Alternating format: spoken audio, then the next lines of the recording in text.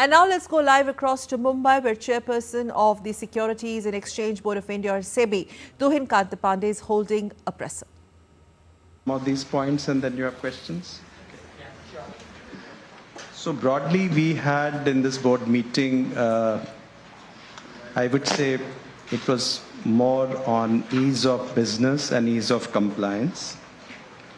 The first proposal was to increase in terms of the FPI regulations, liberalization in terms of increasing the threshold under size criteria in the additional disclosure framework. So you recall that FPI, regulations were changed in 2019, where we had this Press Note 3 things was brought in as a size criteria of 25,000 crore. And subsequently, on August 24, 2023, also there was also regulatory change on concentration criterion in relation to, the MPS and SAST regulations. So therefore, additional disclosure was required. And now, these things were fixed in 2022. The average trading volume in the cash market has increased 122%. So taking into consideration of that, the board has decided to revise based on public comments and recommendations of FPI Advisory Committee. So this size criteria is now being taken from 25,000 crore to 50,000 crore. But please note that the concentration criteria remains the same. That is 50%.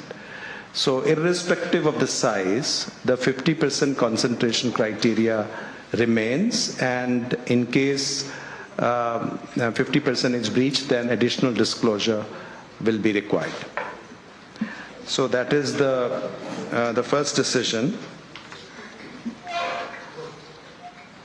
The second decision was in terms of AIF regulations. So Regulation 17A of SEBI AIF regulations, there, we have this category 2 AIFs, which are required to hold a majority of their investments in unlisted securities. Now, there have been recent changes to SEBI listing obligations and disclosure requirement regulations, in which we require that the entity that has issued listed debt securities can issue fresh debt only in listed form. So therefore, there has been an apprehension from the industry that the adequate unlisted debt may not be available. So there was also a request from the side to provide alternatives. So keeping in view the credit risk, because AIFs typically can take greater risk. So you have a liquidity risk as well as a credit risk. So in terms of credit risk, we have ratings. So some of the listed bonds which are in A category or below, they could be considered as relatively having greater risk. So they are also being allowed to the AIF in addition to the unlisted debt securities. So that is a decision. I think it is also an ease of compliance and ease of business for the AIF industry, because even if they are holding some unlisted debt, there is an apprehension that they may also get listed subsequently. So therefore, they will be falling short of the 50% requirements of unlisted debt, which is currently obtaining in case of AIF regulation. So this has been done again in consultation with the concerned committee, AIPAC, by the SEBI. The third decision, again relating to ease of compliance, is in relation to advance fee to be charged by investment advisors and research analysts. So IA and RA regulations were earlier rationalized to address many concerns of the industry, and these have been welcomed. However, there have been concerns regarding some of the fee-related provisions, in particular the provisions which restricted collection of advance fee. And this was restricted to 2 quarters by the IARAs, to 6 months by IAs, and 1 quarter for the RAs, research analyst.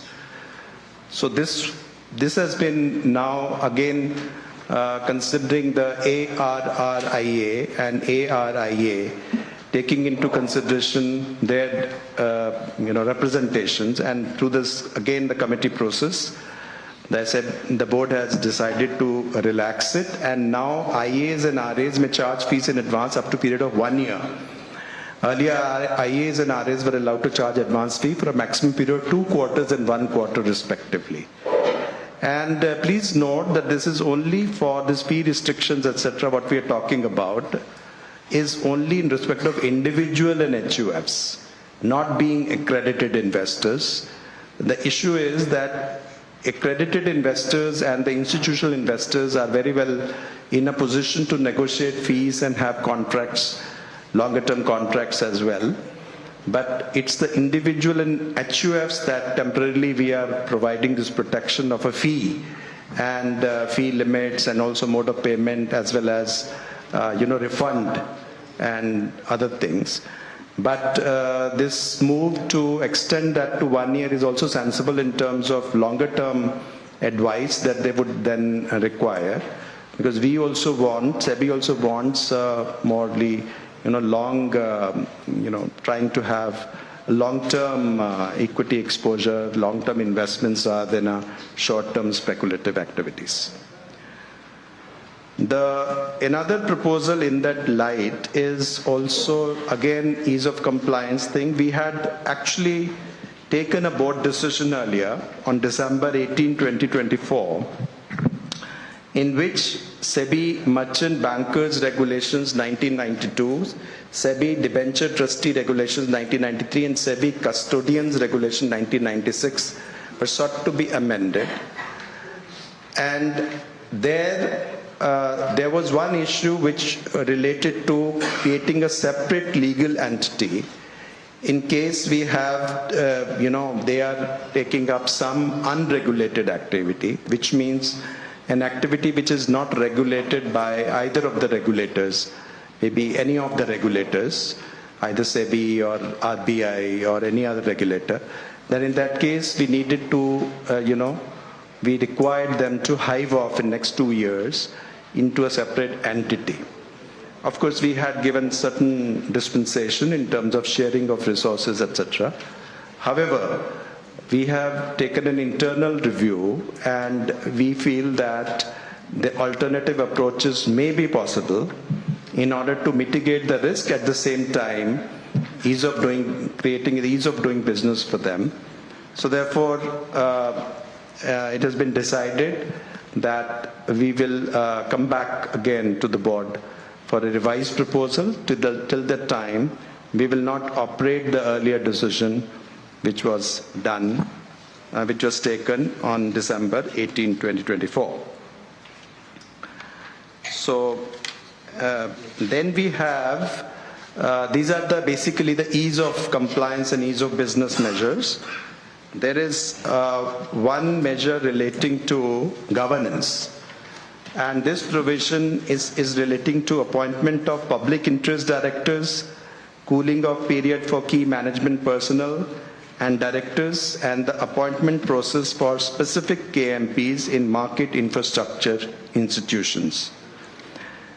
So based on the feedback received from various stakeholders regarding appointment of PIDs on the governing board of MIs without the approval of the shareholders, the process for appointment of PID were reviewed. Similarly, this cooling off period issue was reviewed. Governance of MIs, the various KMPs, their issues were reviewed. And after the review, the board has taken the following decisions. One, the existing process for appointment of PIDs, which requires prior approval of SEBI but does not mandate shareholder approval, shall continue. Second, if the governing board of an MII decides not to reappoint an existing PID after his or her first term, it must record the rationale for this decision and communicate it to SEBI. Third, cooling off period for KMPs and directors of MIIs moving to competing MIIs. For that, the governing board of an MII may prescribe a minimum cooling period for its KMPs and directors, including managing director and PIDs, before joining a competing MII. SEBI will no longer prescribe a cooling off period for PIDs transitioning from one MII to another. So far as the process for appointment of specific KMPs in MIIs, the appointment, reappointment or termination of specific KMPs, which includes compliance officer, chief risk officer, chief technology officer and chief information security officers, namely CEO, CRIO, CTO, and CISO, by whatever designation called in Vertical 1, which belongs to critical operations, and Vertical 2, which belongs to regulatory, compliance, risk management, and investor grievances side, shall require approval of the managing board of the MIIs, which was hitherto with the nomination and remuneration committee of the MII. So therefore, it's being upgraded that instead of only the NRC, it has to be through the governing board of the MIIs. And a process is also being prescribed through a selection process, which then MII has to appoint an independent selection committee, which will then report to NRC, and then the NRC makes recommendations to the governing board. So therefore, that process is getting strengthened for all these four category of officers. This was on the governance side. And now I think the issue on SEBI governance itself. So the day I had joined, I had mentioned that we'll come up with our plan, how we will handle the conflict of interest and other issues.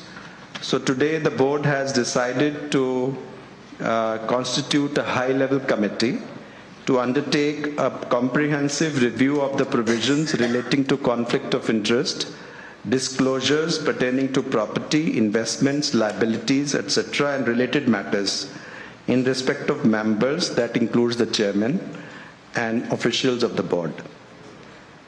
As you know, we have there is a code of conduct of 2008 in respect of members of the board, including chairman. And there is also ESR, Employee Service Regulations 2001 for the employees. There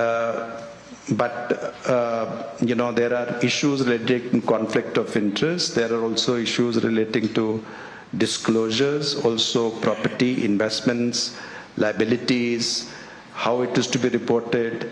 So the high-level committee needs to be constituted away from SEBI, an independent committee. The SEBI will provide the secretariat help. Best practices will be studied. HLC will comprise of eminent persons and experts with relevant background and experience in constitutional, statutory, regulatory bodies, government, public sector, private sector, and academia. The names of HLC members will be announced in due course. The objective of the HLC is to comprehensively review and make recommendations for enhancing the existing framework for managing conflict of interest, disclosures, and related matters towards ensuring the high standards of transparency, accountability, and ethical conduct of members and officials of the board. The HLC is expected to submit its recommendations within 3 months from the date of constitution, which shall be placed before the board for consideration. Thank you. we will, just a humble request, we are meeting sir for the first time. I'm sure everyone wants to ask a lot of questions. A small request, let's start with one question each. And if you don't mind, we can also introduce ourselves. Thank you so much. Please, let's go down the line. Thank you so much.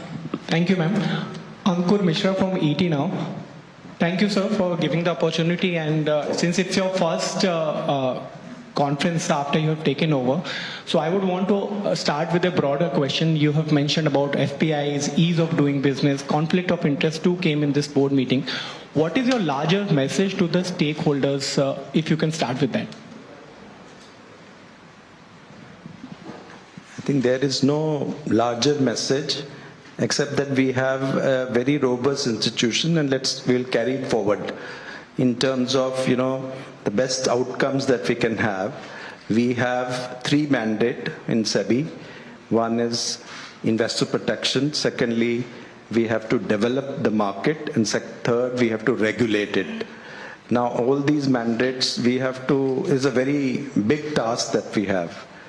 And I think with the team that we have, which I find very, very robust team, and which is another team, several teams which are outside, with whom we work very intensively, we can always, create the best of the framework in order to meet our mandate. So, just one quick thing, Really, ma'am. I'm really sorry. Rajesh, please. Sorry. So Brajesh from Money Control. So my first question is, you said here that you have taken back this approval of this hiring of merchant bankers and other businesses. So what is the reason behind that? No, what we are saying is that if there is an alternative approaches exist in order to ease the business, we will explore that. Because everything what we do has a certain cost. So we have to, if the risk can be mitigated otherwise, then we will explore those things as well. Hiving of entities would mean that you have to create is a certain cost which you have to incur. So whether we can do it, and secondly, there is also an issue of level playing field. Like, for example, what in that proposal was that, maybe the banks which are regulated by the RBI, there the hiving off will not be done. The banks which are not regulated by the RBI, their hiving will be done. In some respects, it's a non-playing field also. So I think we have to be a little more nuanced and clear on whenever we are doing regulatory changes. Going forward, our effort would be to have, we do have consultative mechanism, but we will also be more mindful of, whether we are unnecessarily creating a burden, extra burden on the industry. If we can achieve the same objective otherwise. Right? It's the way, so effective regulation and optimum regulation is our goal. Lata Venkatesh, CNBC TV 18. Thank you for the opportunity. Mr. Chairman, you have raised the threshold for disclosures from 25,000 crore to 50,000 crore. Can you give us an idea of how many entities and how much amount of funds therefore escape, disclosures? Also, in this 50% which you have not changed, 50% exposure to one stock, can you give us the final data on how many entities did not disclose and therefore had to wind up, or how many of them, because of your rule, changed? They were given a cooling off period, so how many of them changed? What is the net amount of funds that had to close down or were affected? See, there are many exemptions also. Like, for example, many of the funds, sovereign funds, government, largely public funds were also in any case exempt from this. So basically widely held. Now, it is not to say that disclosures are not there. There are disclosures which are required as per the PMLA. So KYC and PMLA disclosures, well, in any case are applicable for every FPI. It's only that more granular exposure is that we are talking. So let us not say that In fact, there's a very detailed KYC and there is very detailed exposures. But if you are really going down to more granular exposure, is that what is there? So I don't think that there would be very many, but the question is that if you set a limit, business start operating at that level. So the question is, I think the capital is needed. So there is no need to artificially restrict the capital to 25k crore when, markets have grown. At the moment, there's no number between 25,000 and 50,000 who immediately get excused. As well, that 50% question. Well, some of them, who may be operating at 25k level, then can now bring more money. It's like, as I said, that, people start operating. Up 10% rakho, 9.99 mein aa jayega. It's like. Hi, good evening. This is Menika Doshi from Bloomberg. I want to go to the last point that you made in terms of the approval by the board to set up a high-level committee on the conflict of interest disclosures and related matters. Is this a tacit admission that there were some violations, in the recent past that have required you, after so many years, to revisit this issue of conflict of disclosures by those serving at SEBI? I don't think we can look at it that way. We are saying that 2008 was the last, this was there. So it requires an update. Now, why not now? Why not 6 months ago or 6 months later? Well, you can always ask a question, For every decision that we are taking it today, you can say, why not 6 months earlier? So no connection to recent. So, of course, you could say that, there was a certain trust that needs to be built up, if, so to say.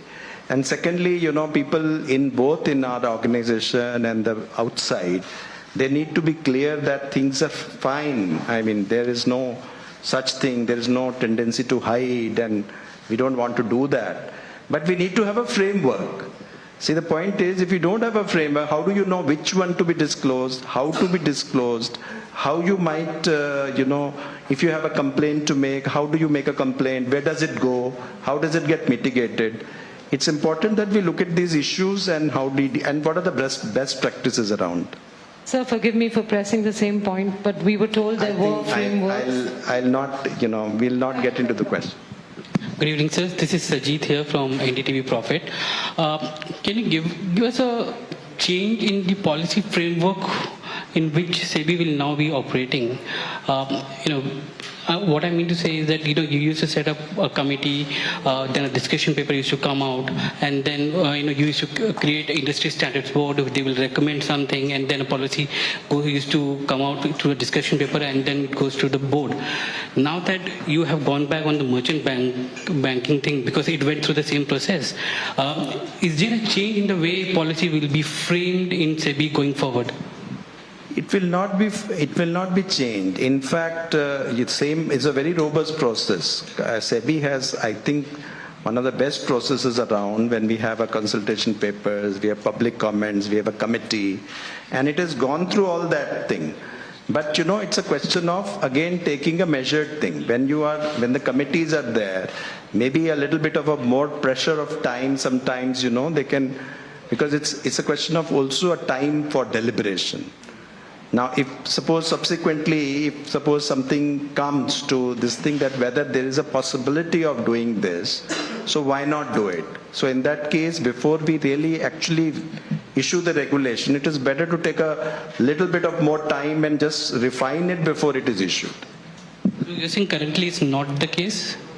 No, it is the case. As I said that, there is in particular cases, if we have these that certain decisions will require a review, we may take a review. Hello, sir. Thank you so much for doing this. This is Yash Jain from CNBC TV 18. One clarification and one question. As far as the clarification is concerned, you've said SEBI will not be the authority to decide the cooling off period when it comes to transitioning of PIDs between exchanges. Is it fair to assume that if one exchange says there is no cooling off period at all that is required, you would be all right with that? The question is, when you're taken over also, you had spoken about how, along with domestic investors, FPIs are also very, very crucial for the Indian markets with respect to the capital that they bring in. One step has been taken with respect to, the disclosure norms being relaxed for them. What more are you looking at? Is it largely on the policy side? Is it on the taxation side, or something away from both these points that you're looking at to make Indian markets more, friendly for foreign portfolio investors also to find them attractive here? Thank you. I think you have asked two questions, two very different questions. But I'll take it. The first question relating to, this cooling off thing. Now, cooling off thing, what we've found is that you don't have any cooling off requirements for MDs, for example, or the KMPs. But we have imposed a cooling off for PIDs. Now, public interest directors are very important people, and they are, as I said, SEBI's also eyes and ears, so to say, protecting, and therefore we are exempting the shareholder approval on that. Because I think some of these organizations, the shareholders could be, presumably, suppose they may also move from a business motive. But here the PIDs have no such, because they're not even approved by the shareholders. So we should not make it difficult for the PIDs to move, because PIDs also are not necessarily in a very big supply. So right now, we have no, sort of restriction sometimes for the other ones, MD, KMPs, but restriction only for PIDs. We just wanted to make it uniform. PIDs are in no way, one PID, in fact, if it moves from one MI to another, it's welcome, because it's from one MI also, he's actually bringing in investor protection from one and to taking investor protection to another MII. So to that extent, I think nothing will be lost, really. On the question? Yeah, on FPIs, as I said, that FPIs have to really decide where they want to go for what return. And I think things change and they can decide. What we will say is that we are providing, the kind of regulations, etc., which will really facilitate. We are in no way wanting to, sort of scare anybody away or things like that. And we are willing to engage as much as we are willing to engage with all domestic capital as well. So, engaging with people with capital and making markets, strong, that is also, one of the goals SEBI has. Hi sir, this is Yatin Mota from CNBC Awaz. Sir, speculation के matter पे पूछना चाहूँगा. When you talk about speculation in the derivative markets, exchanges have been recently changing days of expiry to probably compete with each other. There is one of the exchanges which has recently got capitalized, looking to again come with the future and option framework. So on the matter of speculation, what is the regulatory stance? Would these frequent changes in day of expiry taken into cognizance by the regulator? And in the matter of the cash segment, Bhatia sir has done a commendable job to shell companies, wherein we have seen orders from the regulator, wherein market capitalizations were manipulated, wherein sales were zero, promoter holding was zero.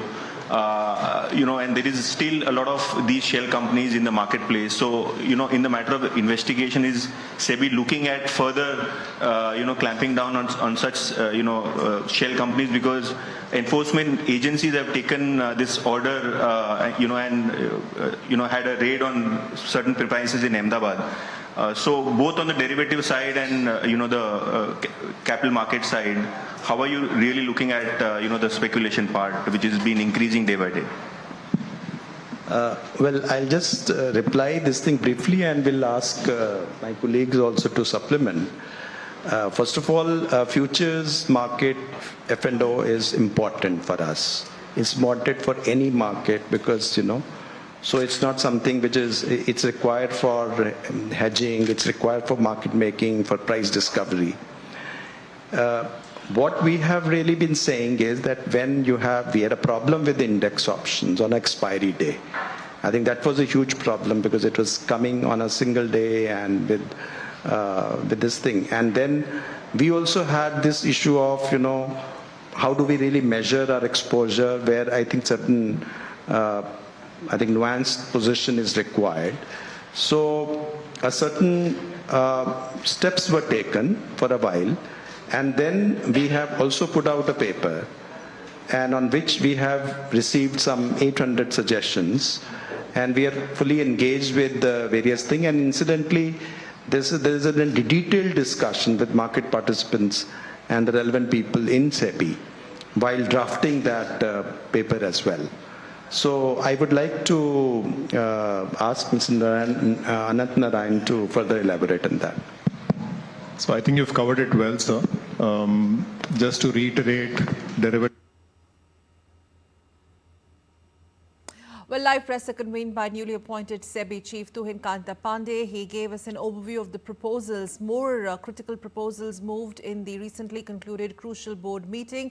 These proposals, as reiterated by the SEBI Chief, are broadly based on ease of doing business, ease of compliance, and also some regulatory shifts that would impact investment flows and corporate governance, which are widely aimed at enhancing and promoting more market transparency and also promoting investor protection. He also spoke on increase in FPI threshold under size criteria.